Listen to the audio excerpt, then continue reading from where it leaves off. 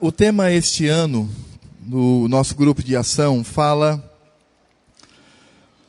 da nossa obrigação de pregar o Evangelho a toda criatura. E eu gostaria, baseado nisto, já fiz isso há alguns anos, o livro de Jonas. Porque o livro de Jonas mostra esse contraste entre um coração que não deseja falar do reino de Deus, contrastado com o Senhor, que quer ver a sua palavra, o seu evangelho, pregado entre as nações. E é muito importante nós entendermos que o livro de Jonas também nos ensina que esta palavra, ela não deve estar apenas circunscrita, ou seja, limitada onde nós estamos, mas ela precisa, obviamente, alcançar o mundo. E de alguma maneira nós precisamos estar envolvidos nisso, oração, pela ajuda financeira, como parceria, e ao mesmo tempo nos colocando à disposição do Senhor. Quando nós olhamos para o livro de Jonas, nós vamos compreender um pouquinho sobre a vida deste profeta. Ele é do Reis 14, 25. Temos ali a menção sobre este servo de Deus. A palavra nos diz que ele é de Gat-Efen, que era a região de Zebulon. E ele viveu no período do rei Jeroboão II. E este homem, este profeta do Senhor, ele foi contemporâneo de Oséias e Amós. Enquanto Oséias e Amós pregavam sobre a necessidade do povo de Israel, da igreja do Senhor no Velho Testamento, retornar para o amor do Senhor, Jonas havia sido comissionado para pregar o evangelho em terras estrangeiras. E o Senhor então comissiona este profeta para profetizar, para pregar em Nínive. E nós precisamos compreender o que significa isto. Porque Nínive não era uma cidade qualquer. Mas Nínive, que era a capital da Assíria, na sua época, era conhecida como a capital dos horrores. Nínive era reconhecida pela sua brutalidade, pela sua crueldade. Nínive era capaz de expor os seus mortos nos caminhos que davam acesso àquela cidade, pendurados em madeiros, para demonstrar que o poder ali era estabelecido pela crueldade, estabelecido pela maldade. É por isso que nós encontramos na palavra do Senhor, falando da cidade, quando Naum fala dessa destruição e dessa atitude, no capítulo 3, de 1 a 4, ele diz: ai da cidade sanguinária, toda cheia de mentiras e de roubo, e que não solta sua presa. Tudo isso por causa da grande prostituição da bela e encantadora meretriz, da mestra de feitiçarias, que vendia os povos com a sua prostituição e as gentes suas feitiçarias. Um lugar onde as pessoas, ao mencionar o nome, e de imediato vinha o terror.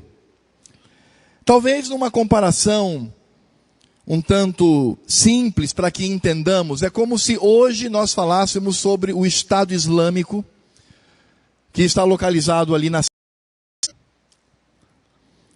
E é claro que Nínive era muito pior, porque de fato a maldade daquela cidade contra as pessoas era extrema. Então, quando Jonas teve a incumbência de pregar ao Senhor em Nínive, é como se o Senhor Deus chegasse para você hoje e dissesse: largue tudo que você tem, vá para o Estado Islâmico e pregue em alto e bom som a Cristo. Por isso nós precisamos ter um pouco de cuidado quando nós estabelecemos a nossa crítica contra Jonas. Somos muito ligeiros em dizer, ele foi desobediente, de fato ele foi. Ele foi alguém que não seguiu exatamente aquilo que o Senhor havia determinado Podemos sim dizer, mas precisamos entender o contexto em que ele vivia. Porque se o Senhor Deus chamasse você para ir em direção a esta localidade, entre os muçulmanos, radicais, assassinos, terroristas, que fazem com que uma criança de 12 anos estoure os miolos de um adulto, e que ali, mesmo pessoas que são muçulmanas, mas se não seguem ao fanatismo ali instaurado, são mortos. Se Deus o chamasse para ir a este lugar e pregar em alto e bom som a Cristo, qual seria o seu sentimento? Este foi o sentimento do profeta. E é claro que nesse sentido, Nínive era uma cidade que tinha a ver com toda a história de Jonas. E o Senhor Deus, na sua soberania, Ele é criativo e Ele sempre nos ensina e traz elementos que devem fixar a sua palavra, porque a palavra Nínive é uma tradução de uma palavra do assírio, Niduva. E essa palavra é uma transliteração do sumério que é Nina, que é o nome de uma deusa. E este nome, o nome desta deusa, é escrito com um sinal representado por um peixe dentro de um ventre, como se alguém estivesse concebendo um peixe. Por isso que a palavra Nínive, ela de alguma maneira estava ligado ao peixe, e agora você vai entender o método de Deus com Jonas, para mostrar o seu desejo em que estas pessoas tivessem a oportunidade de ouvir. É como se o Senhor Deus contrastasse aquela deusa falsa, o objeto das boas era um peixe que estava ali sob o comando do Senhor. Nós precisamos entender todo esse contexto para entendermos como estava o coração daquele profeta, quando Deus disse a ele que ele deveria se levantar, ir àquela cidade cruel e pregar o reino de Deus. Por isso abra sua Bíblia em Jonas capítulo 1. E nós vamos fazer a leitura do verso 1 até o verso número 16. Jonas capítulo 1, do verso 1 ao verso 16. E vamos entender sobre o chamado de Deus àquele homem e a atitude que ele tomou. Diz assim a palavra do Senhor. Veio a palavra do Senhor a Jonas, filho de Amitai, dizendo: Dispõe-te, vai à grande cidade de Nínive e clama contra ela, porque a sua malícia é mim. Jonas se dispôs, mas para fugir da presença do Senhor, e tendo descido a Jope, achou um navio que ia para Tarsis. Pagou, pois, a sua passagem e embarcou nele, para ir com ele para Tarsis, para longe da presença do Senhor. Mas o Senhor lançou sobre o mar um forte vento, e fez-se no mar uma grande tempestade, e o navio estava a ponto de se despedaçar. Então os marinheiros, cheios de medo, clamavam cada um ao seu Deus, e lançavam ao mar a carga que estava no navio, para aliviarem do peso dela. Jonas, porém, havia descido ao porão e se deitado, e dormia profundamente. Chegou-se a ele o mestre do navio e lhe disse: Que se passa contigo, agarrado no sono? Levanta-te e invoca o teu Deus. Talvez assim esse Deus se lembre de nós, para que não pereçamos. E diziam uns aos outros: Vinde, lancemos sortes, para que saibamos por causa de quem nos sobreveio este mal. E lançaram sortes, e a sorte caiu sobre Jonas. Então lhe disseram: Declara-nos agora, por causa de quem nos sobreveio este mal? Que ocupação é a tua? De onde vens? Qual é a tua terra? E de que povo és tu? Ele lhes respondeu: Sou hebreu e temo ao Senhor, o Deus do céu, que fez o mar e a terra. Então os homens ficaram possuídos de grande temor e lhe disseram: Que é isto que fizeste? Pois sabiam os homens que ele fugia da presença do Senhor, porque ele o havia declarado. Disseram-lhe: Que te faremos para que o mar se nos acalme? Porque o mar se ia se tornando cada vez mais tempestuoso. Respondeu-lhes: Tomai-me e lançai-me ao mar, e o mar se aquietará, porque eu sei que por minha causa vos sobreveio esta grande tempestade.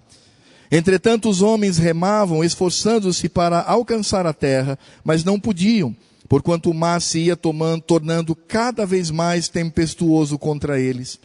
Então clamaram ao Senhor e disseram: Ah, Senhor, rogamo-te que não pereçamos por causa da vida deste homem, e não faças cair sobre nós este sangue, quanto a nós, inocente, porque tu, Senhor, fizeste como te aprouve. E levantaram a Jonas e o lançaram ao mar, e cessou o mar da sua fúria. Temeram, pois, estes homens em extremo ao Senhor, e ofereceram sacrifícios ao Senhor, e fizeram votos. Senhor Deus e Pai, mais uma vez nós nos colocamos diante do Senhor, pedindo para que o Senhor abra o nosso coração quanto à compreensão do nosso papel neste mundo, de proclamadores do Evangelho, proclamadores de Cristo, Senhor. E que de fato, pela narrativa e pela história desse nosso irmão, Jonas, profeta, teimoso, fujão, que através da vida deste irmão, ó Deus, possamos refletir sobre a nossa própria vida, e que possamos com alegria proclamar a Cristo onde quer que estejamos, para que o teu nome seja glorificado. Dá-nos, ó Deus, esta visão, para a tua glória. Nós oramos em nome do Senhor Jesus. Amém. Quando nós olhamos para a comissão de Jonas, que está aí nos versos 1 e 2, nós vamos descobrir que Jonas foi o único profeta enviado a um povo estrangeiro. Talvez você diga: não, Alfredo, mas Daniel também era profeta, e ele também pregou, e ele testemunhou no estrangeiro, fazendo inclusive com que todo o império medo-persa, ele se dedicasse ao Senhor, se encurvasse ao Senhor. Mas há um detalhe, é que Daniel, ele já estava lá, ele fora tomado da sua terra, e levado para aquela região, e ali então, ele teve a oportunidade de testemunhar sobre o Senhor. Mas Jonas não. Jonas estava na sua cidade, estava na sua terra, e diz a palavra do Senhor que o Senhor então veio a ele, e fala que ele deveria ir para Nínive, e clamar contra ela, porque a sua malícia havia subido até o Senhor. Em outras palavras, o que o Senhor Deus diz a Jonas é: vá no meio daquele povo, e diga a eles que eles estão errados, eles estão cheios de pecado, e que o pecado daquele povo tem atingido o meu trono da graça. E percebam que nesse sentido, Jonas agora é comissionado para falar àquele povo. E o sentimento do coração do profeta, toda a sua contrariedade, não acontecia somente porque Nínive era o pior lugar para se falar do Evangelho. Mas Jonas também sabia que aquele reino, que aquele povo, certamente tinha toda a intenção de destruir o povo de Israel. E de fato Jonas, ele sabia disto, sabia que eles poderiam ser instrumento do Senhor para vir até o seu povo, a sua religião, destruir a sua sociedade, destruir a sua família, destruir a sua casa, destruir tudo que havia de precioso para ele. E de fato, o que começa a irritar o coração de Jonas, e vamos descobrir isso ao longo de toda a narrativa, é que ele percebeu que Deus se importava com aquele povo por suas crueldades. E que o Senhor Deus estava disposto a levar a mensagem e a indicar eleitos do Senhor ali. Em outras palavras, para Jonas era inadmissível que Deus tivesse no meio daquele povo tão cruel, daquele povo tão malvado, eleitos para a salvação, e que podiam partilhar da fé e do mesmo Deus que ele adorava. Isso para ele era demais. Por isso nós percebemos já esse contraste. Jonas não aceitava isso. Jonas na verdade queria que aquele povo padecesse, morresse, fosse para o inferno, enquanto o Senhor Deus colocou aquele povo como alvo da sua misericórdia, fazendo com que ali houvesse eleitos a se encurvarem diante do Senhor. E vejam que a palavra de Deus nos fala sobre esse chamado. E o verso 2 começa com um verbo que é dispõe-te. E a tradução desse verbo significa dizer que Jonas deveria se colocar à disposição do Senhor. Mas a palavra utilizada, cuja tradução nós temos, significa literalmente levanta-te, coloca-te para cima, que você suba e que você então vá à grande cidade de Nínive e clama contra ela, porque a sua malícia subiu até mim.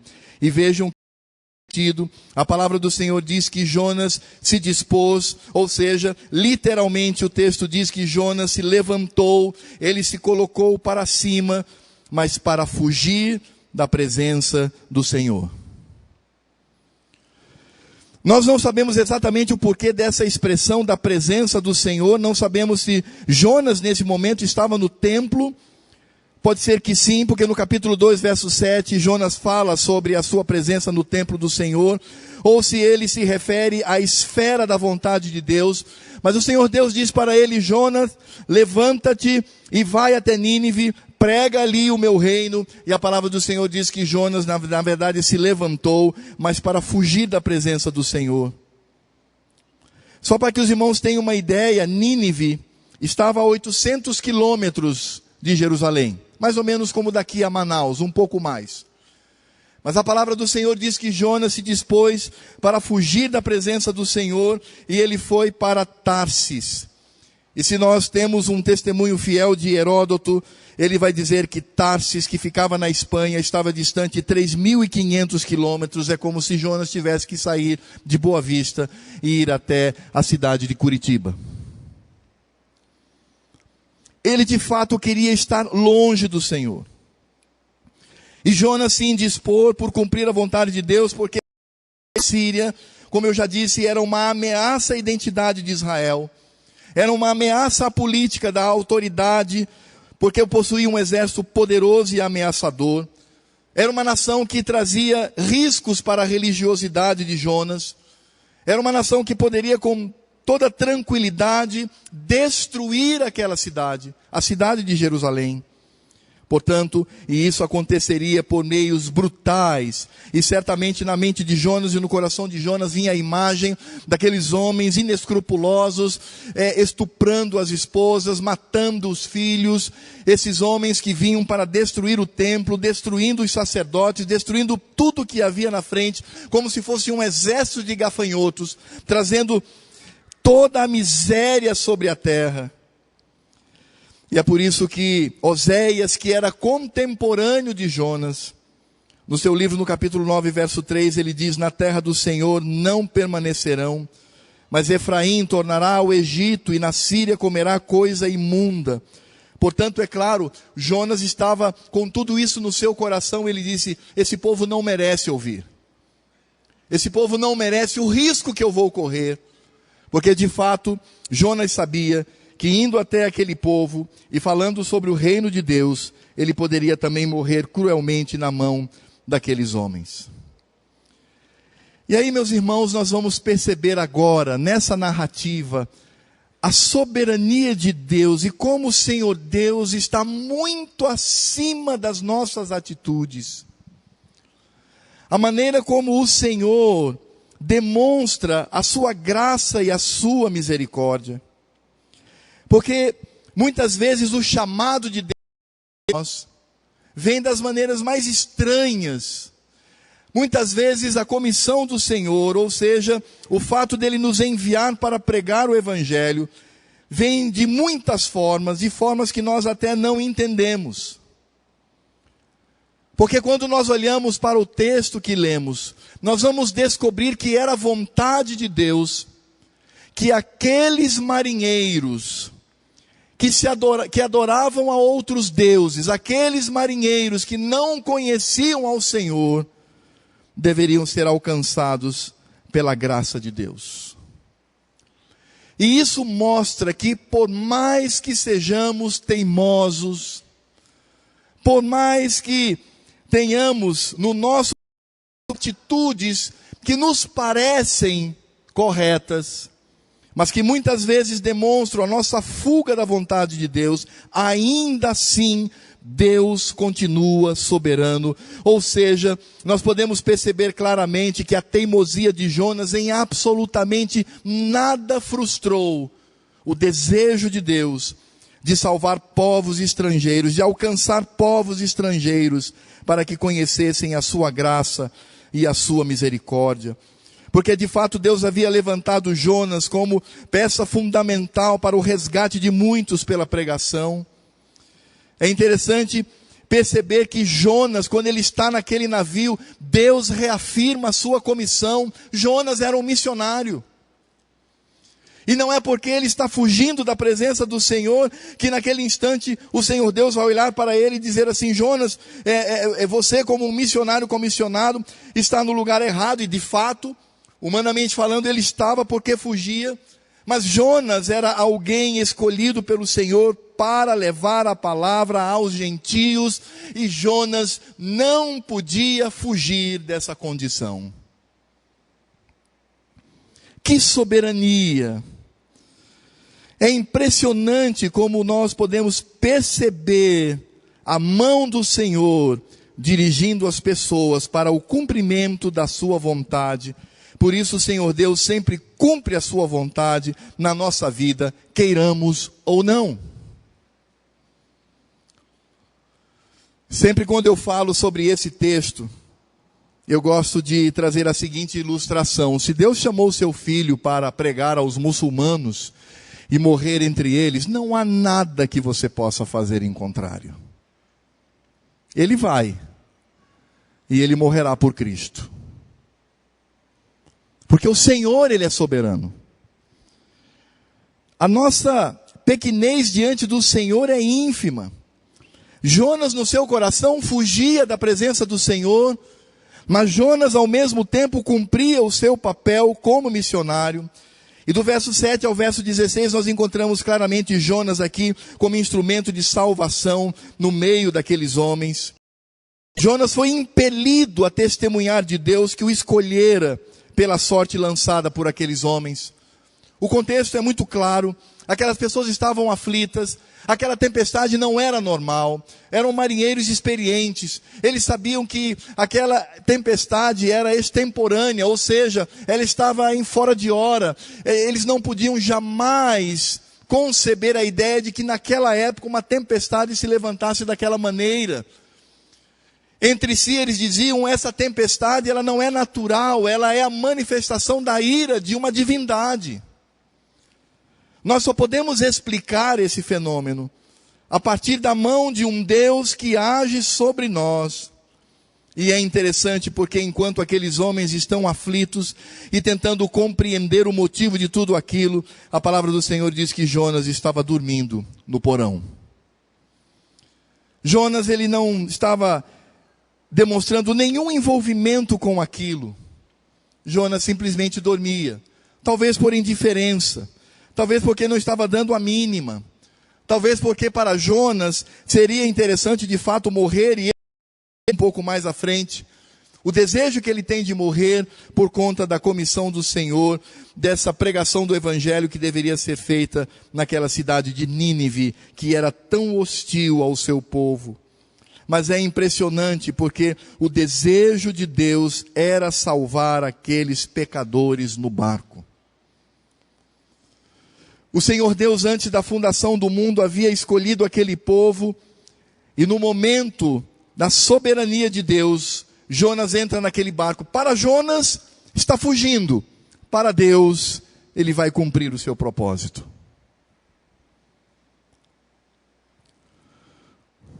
Meus irmãos, é maravilhoso saber que o Senhor Deus nunca, por 1 milímetro sequer, perde o controle da nossa vida. E o Senhor Deus realiza aquilo que lhe apraz.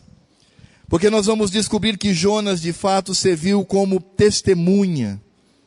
E ele não se furtou disso.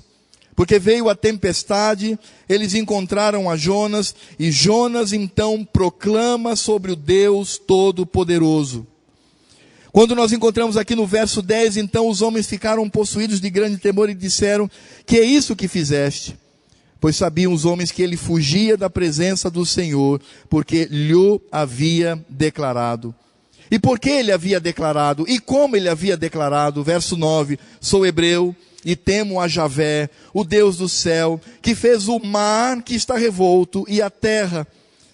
A palavra do Senhor diz que aqueles homens ficaram possuídos de temor, e aqueles homens reconheceram que Javé era o Deus verdadeiro. Naquele momento aqueles homens passam por esse processo de conversão, porque simplesmente Jonas dá um testemunho da sua vida forçado, porque Deus havia colocado a ele como escolhido pela sorte lançada, naquele momento quando sua boca e fala do Senhor. A Bíblia nos diz que um temor intenso veio ao coração daqueles homens.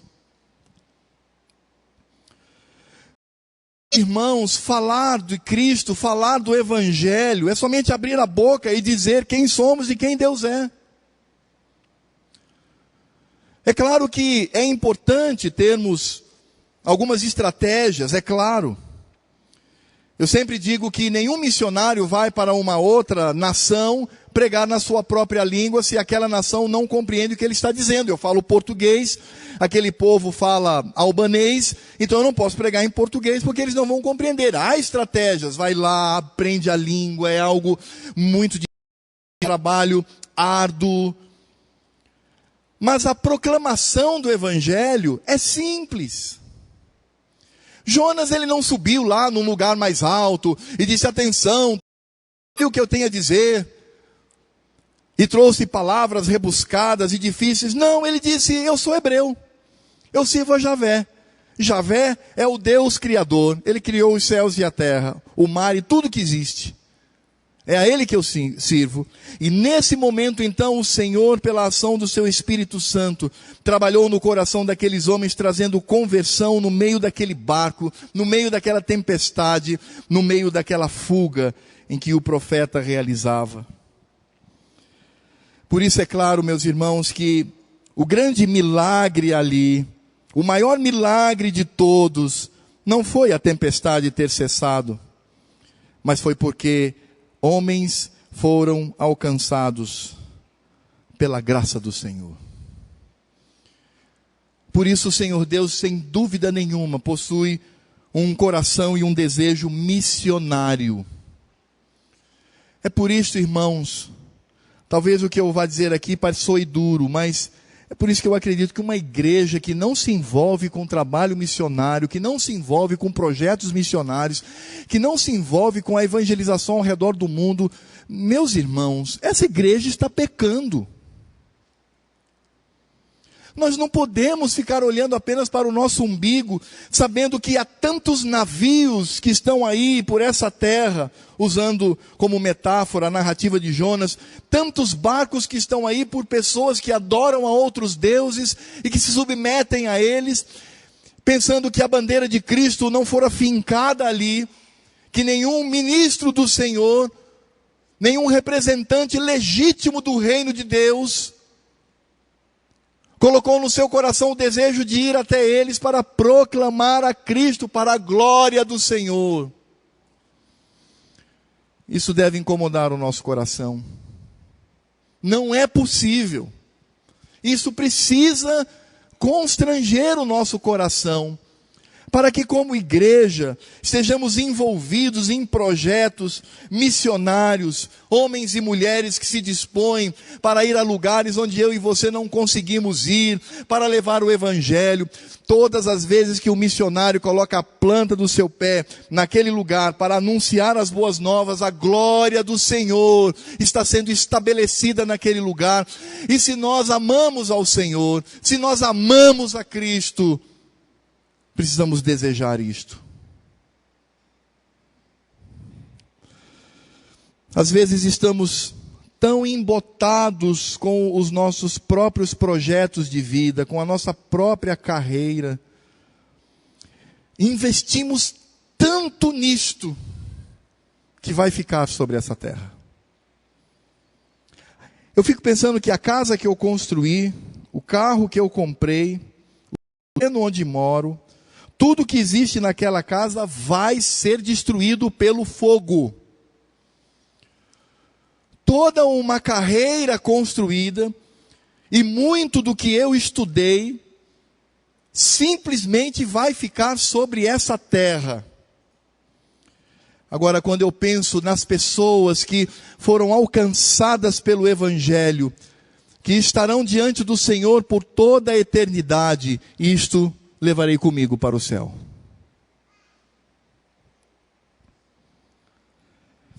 Jonas era instrumento do Senhor.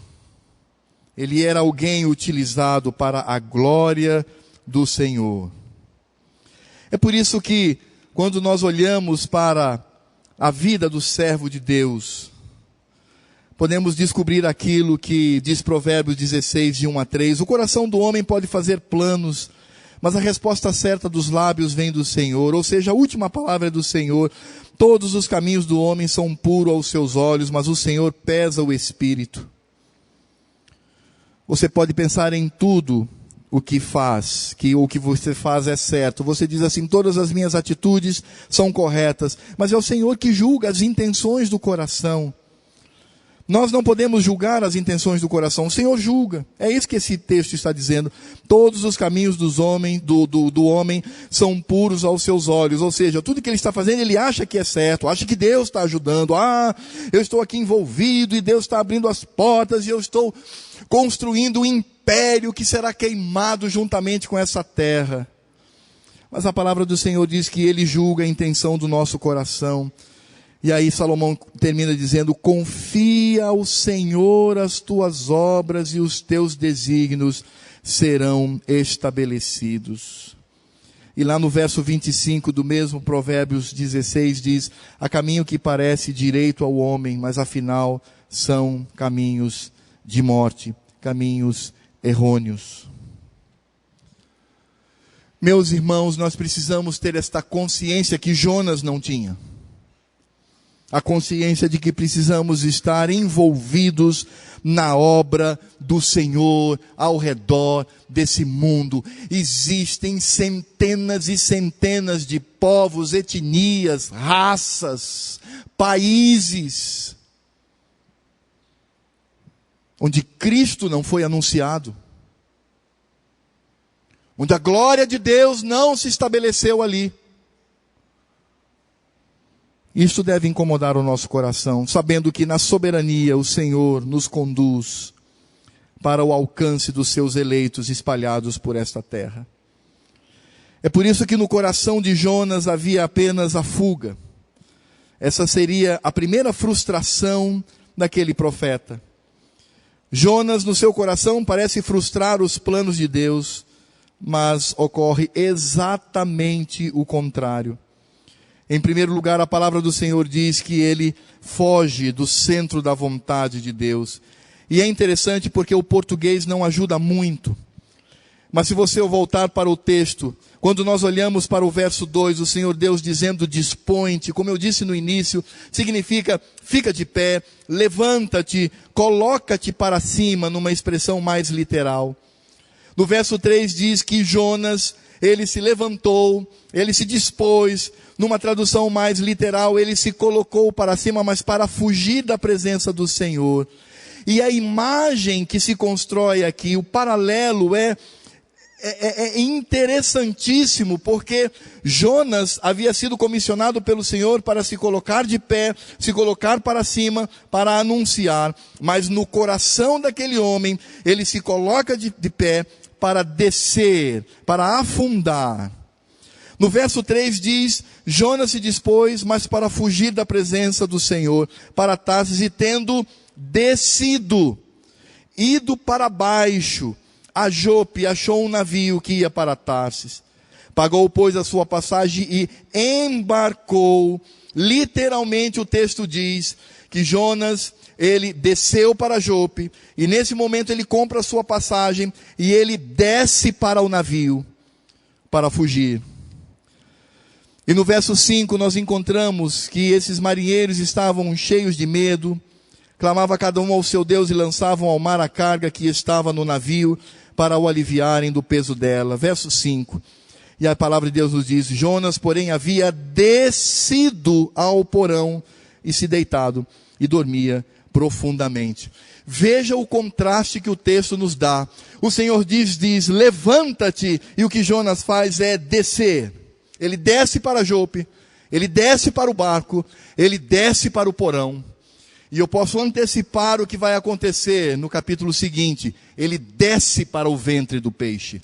E no ventre do peixe, quando ele ora, ele diz: eu desci ao mundo dos mortos.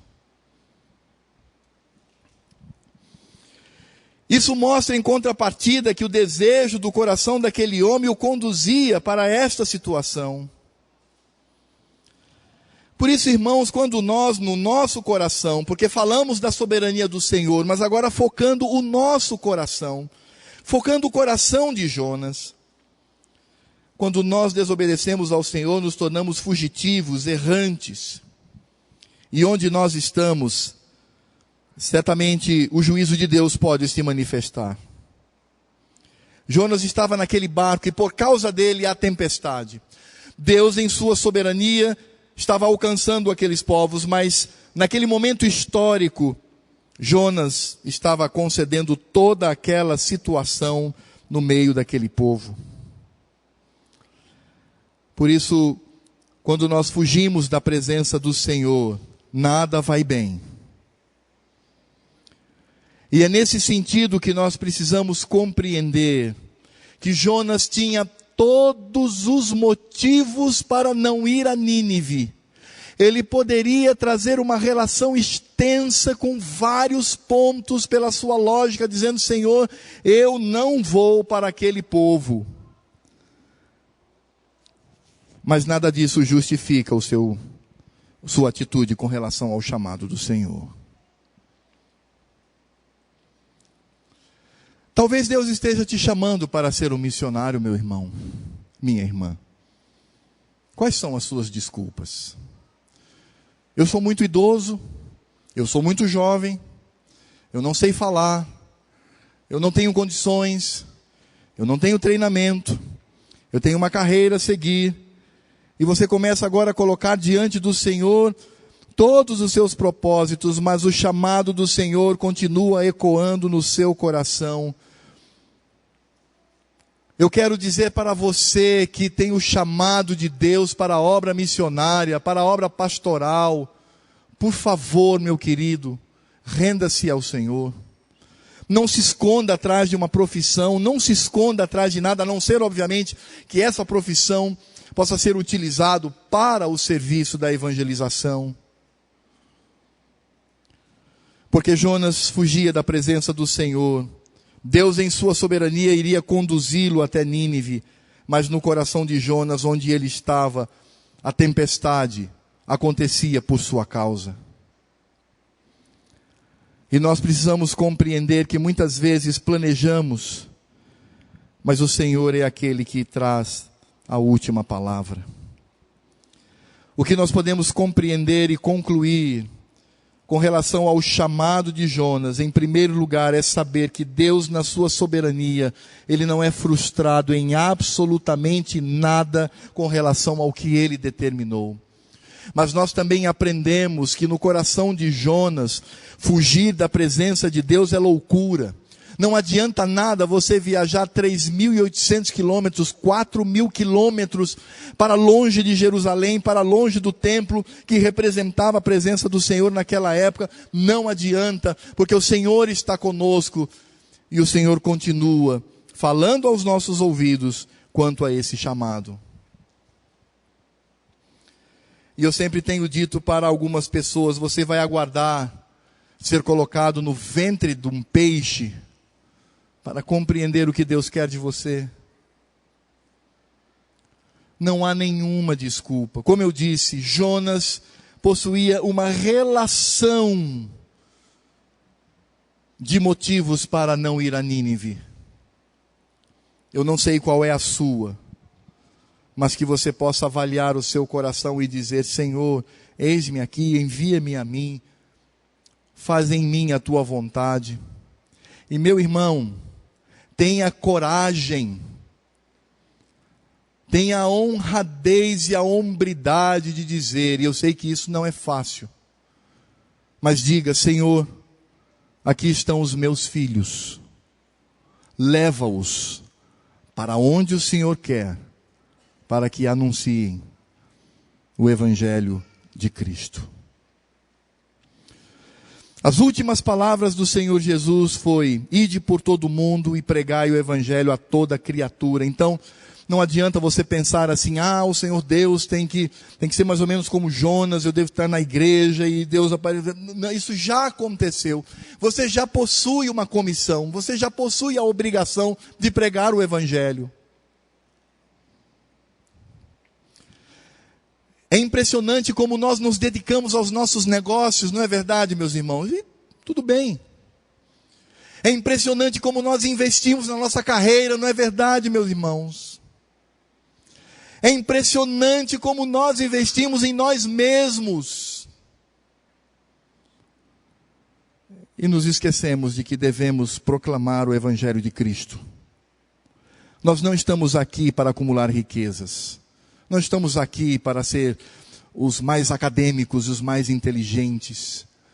Nós estamos aqui para proclamar a Cristo, aquele que amamos e servimos. Se você está na escola, se você está no seu lugar de trabalho, se você está em casa, numa vizinhança, se você se dispõe diante do Senhor a ir para lugares distantes, onde você estiver, você deve ser uma testemunha de Cristo. Porque quando nós encontramos esta palavra do Senhor, dispõe-te, vai à grande cidade de Nínive e clama contra ela, porque a sua malícia subiu até mim. Nós podemos olhar para este chamado e transpor para o chamado de Cristo, quando Ele olha para a sua igreja e diz: ide por todo o mundo e pregai o Evangelho a toda criatura.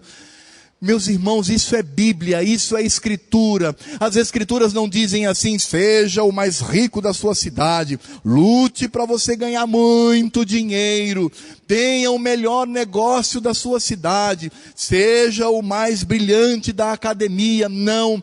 O que o Senhor Jesus disse para nós como igreja é: ide por todo o mundo e pregai o Evangelho a toda criatura.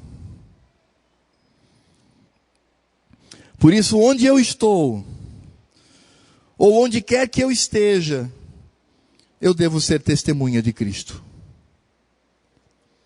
Se eu estou no meu trabalho, na minha escola, ou em lugares distantes, eu preciso cumprir o chamado do Senhor. É por isso que Paulo diz: ai de mim, se eu não pregar o Evangelho. É bom saber que Cristo nos concede forças para isto.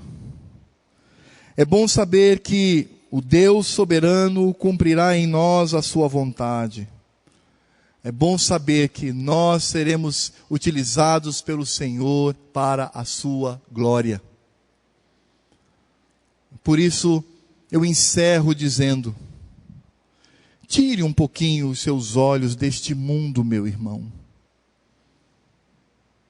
Eleve os seus olhos e contemple os céus, sabendo que lá será a nossa morada, e sobre este céu onde Cristo habita com toda a glória, deve ser o nosso alvo, não apenas como direção para onde devo ir, mas proclamando a Cristo, o Senhor da minha vida. Qual foi a última vez que você falou de Cristo para alguém? É complicado porque essa pergunta se tornou um clichê. Mas eu não quero fazê-lo dessa forma. Eu quero perguntar para você: qual foi a última vez que você falou de Cristo? Eu creio que nós não devemos olhar para Jonas e criticá-lo, mas devemos olhar para Jonas e dizer: Jonas, meu irmão, somos iguaizinhos a você. Precisamos mudar o nosso coração e demonstrar o nosso amor para com Cristo, orando, se envolvendo em projetos de evangelização ao redor do mundo e, sobretudo, colocando a minha vida e a vida da minha família nas mãos do Senhor, para que Cristo seja anunciado. Curve a sua cabeça e vamos orar ao Senhor. Nosso Deus e Pai, nós te louvamos, porque quando olhamos para o nosso irmão Jonas, podemos nos ver ali. De fato, Senhor, nós nos dispomos a levantar do lugar onde estamos e descemos cada vez mais, afundamos cada vez mais. Eu sei, meu Pai, que nesta atitude o Senhor, pela graça, misericórdia e soberania, mesmo nessa descida, o Senhor pode nos utilizar como testemunhas. Mesmo contra a nossa própria vontade. Mas, ó Senhor, como nós somos como Jonas, queremos fugir da presença do Senhor. Queremos fugir da nossa comissão. E para isso nós descemos, como Jonas fez. Ó Senhor, tem misericórdia de nós. E eu te louvo porque a tua misericórdia está sobre nós, a tua graça está sobre nós. Porque a mesma graça que atuou na vida daquele nosso irmão no passado é a mesma graça que atua sobre nós. A tua palavra mesmo diz que as tuas misericórdias se renovam a cada manhã. E isto é a causa de não sermos consumidos. Como o Senhor é bom, como o Senhor é amoroso. E o Senhor há muitos e muitos anos deixou uma grande comissão sobre todos nós. Cristo olhou para a sua igreja e disse que deveríamos pregar o Evangelho a toda criatura sobre a terra. Ó Senhor, não permita que desçamos tanto na nossa vida para desobedecer ao Senhor. Jonas desceu para o barco e depois para o porão. Nós podemos descer para a faculdade, podemos descer para os nossos negócios, podemos descer para as aquisições deste mundo. E, ó Senhor, da mesma maneira como não havia nenhum pecado em si alguém entrar num navio, também não é pecado angariar estas coisas. O problema era o contexto de Jonas, e o problema é o contexto da nossa vida. Porque o Senhor não vê o externo, o Senhor vê a intenção do coração. Ó Deus, que sejamos desejosos e nos sintamos alegres em investir o nosso dinheiro pesado em projetos missionários. Vendo esses irmãos de tantos lugares que trazem à nossa igreja a oportunidade de estarmos envolvidos nesse projeto, nós não queremos abrir mão disso, meu Senhor. Nós queremos crescer mais e mais nisto. Queremos aprender a orar, ó Deus, pela obra missionária, pela evangelização de Cristo ao redor do mundo todos os dias. E queremos também corajosamente colocar a nossa vida e a vida da nossa família à disposição do Senhor. Mas para isso precisamos da tua graça. Para isso precisamos da tua misericórdia. Para isso precisamos da tua paciência, Senhor. Por isso nós devemos também descansar em ti, sabendo que podemos contar com o Senhor. Na minha mente agora vem Pedro, um homem tão volúvel, tão inseguro, irresponsável às vezes. Um homem que no início negou para uma escrava a Cristo. Ele morreu no final da sua vida pela causa do Senhor, e ele escreve dizendo que isto é um privilégio. Paulo, que era perseguidor da igreja, ele morre por causa do Evangelho. E quando ele olha para o sufrágio da sua vida, ele não murmura, mas diz: combati o bom combate, completei a carreira, fui fiel. Ó Senhor, dá-nos esta visão. Tira os nossos olhos desse mundo, Senhor. Tira a nossa alegria deste mundo, meu Pai, e coloca os nossos olhos e a nossa alegria em Cristo, que está sentado num trono, reinando como o Rei sobre todos. E que a partir disso, sejamos fiéis ao teu chamado. Que os meus irmãos saiam daqui motivados e desafiados. Que os meus irmãos saiam daqui alegres, dizendo: Senhor, de fato, eu tenho este privilégio de anunciar o Evangelho a Cristo, o Senhor, sobre a minha vida. Por isso eu rogo para que a graça do Senhor Jesus, que nos alcançou pela sua morte e nos reservou uma vida de bênçãos por sua ressurreição, o amor de Deus Pai, esse amor que fez com que Ele enviasse a Cristo para morrer nesse mundo, para que todo aquele que nele venha a crer não morra, mas tenha vida eterna. E a atuação do Espírito Santo, que nos auxilia na pregação do Evangelho, abrindo o coração daqueles que devem se converter ao Senhor, estejam sobre a minha vida, sobre a vida dos meus amados irmãos aqui, e sobre a vida de toda a igreja espalhada por esta terra, testemunhas, missionários, evangelistas, pregoeiros da verdade. Esta igreja que olha para o céu e anseia pela vinda do Senhor, agora e para todos sempre. Amém.